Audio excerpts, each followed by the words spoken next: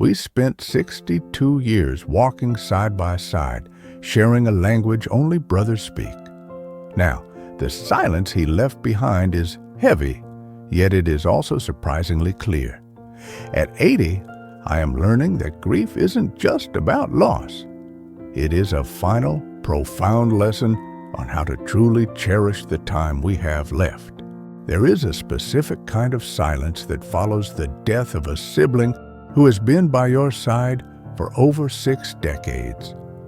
It is not the silence of an empty room, but the silence of a library where the last witness to your childhood has suddenly stepped out, taking the keys with him. My brother was 62 years old, 18 years my junior, and in the natural order of things, I always assumed he would be the one sitting in the front row at my funeral, perhaps giving a speech about how I used to tease him in our shared bedroom in Ohio. We were the bookends of a family story. 2 men who had seen the world change from black and white television to the digital age, always tethered by the same blood and the same memories of our parents. When you lose a younger brother, you lose a piece of your own timeline. He was the only person left who remembered the exact smell of our mother's Sunday pot roast, or the way the porch swing creaked during the humid summers of 1955. Now, those memories belong only to me. Being the last one standing brings a sharp, cold clarity. It forces you to realize that you are now the sole keeper of a private history. This shared past is no longer a conversation. It has become a treasure chest that I must carry alone. It is a heavy weight, but as the days pass, I find that the weight is what keeps me grounded. I am beginning to understand that the echo of his life isn't just a haunting sound. It is a confirmation that we were here, we were loved, and we mattered to one another. For years, we lived under the quiet delusion of later. We told ourselves that once the busy season passed, or once the grandkids were a little older, we would finally take that fishing trip to the lake we visited as boys. We traded phone calls that ended with, "Let's catch up soon," always assuming that soon was a guaranteed currency we could spend at our leisure. But grief has a way of stripping away the illusions we build to protect ourselves from the finitude of life. My brother's passing taught me that later is perhaps the most dangerous word in the English language. It is a soft cushion that lulls us into a state of emotional procrastination, making us believe that the people we love are permanent fixtures in our landscape.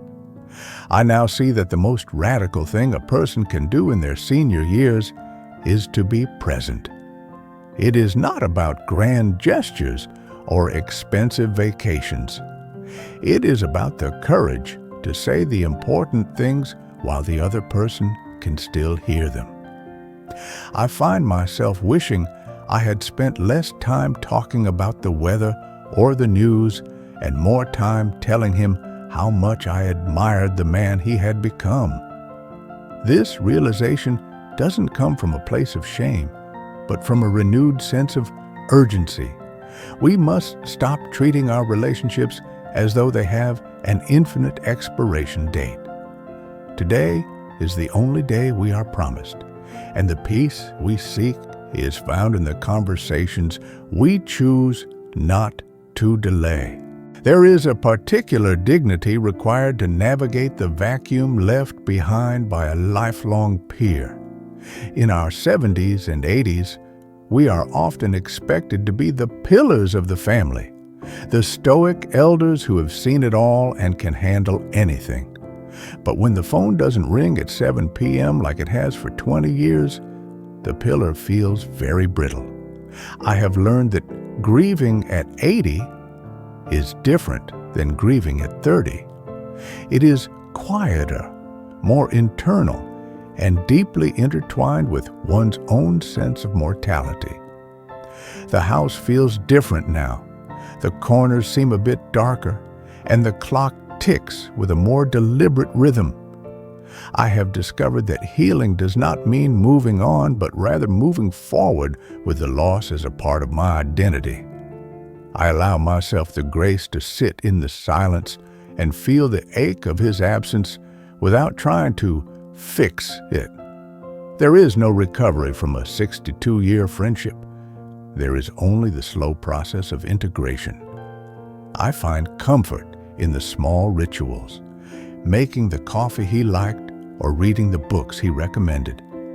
These acts are not signs of a man stuck in the past, but the efforts of a man learning to live in a new world. We must give ourselves permission to be vulnerable, to admit that the loss hurts, and to acknowledge that even at our age, we are still children at heart when it comes to losing those we love. As I sift through my brother's belongings and look back at our long parallel lives, the things I once thought were monumental have begun to shrink.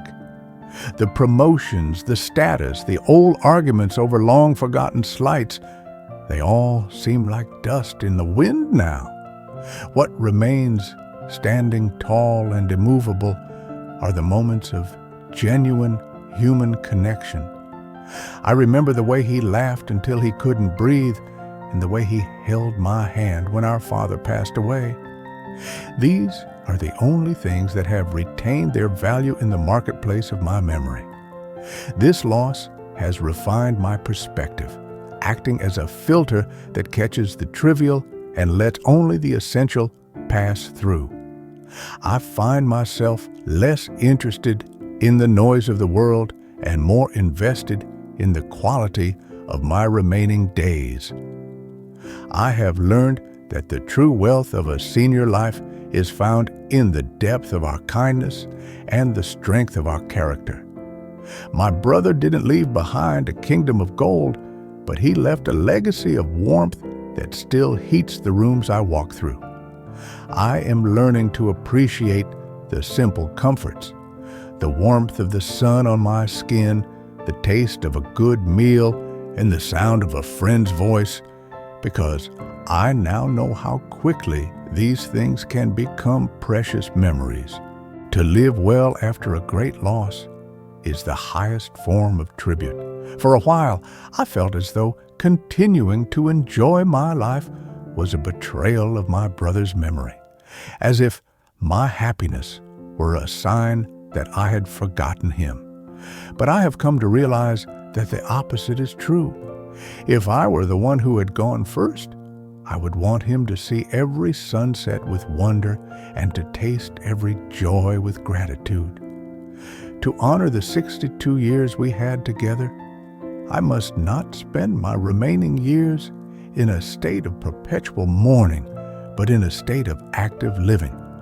I carry his spirit within me now. His humor, his curiosity, and his resilience are woven into the fabric of my own days. My purpose now is to be the steward of the light we both shared. I find meaning in sharing our stories with the younger generation, ensuring that the essence of who he was doesn't fade into the shadows. I am learning to transform my grief into a quiet, steady mission of being a source of wisdom and comfort for others who are just beginning their journey of loss. The bond between brothers does not end at the grave. It merely changes form. As I walk toward my own horizon, I do so with the knowledge that I was loved and that I loved well. And in that simple truth, there is a peace that surpasses all understanding, a quiet strength that will carry me until we meet again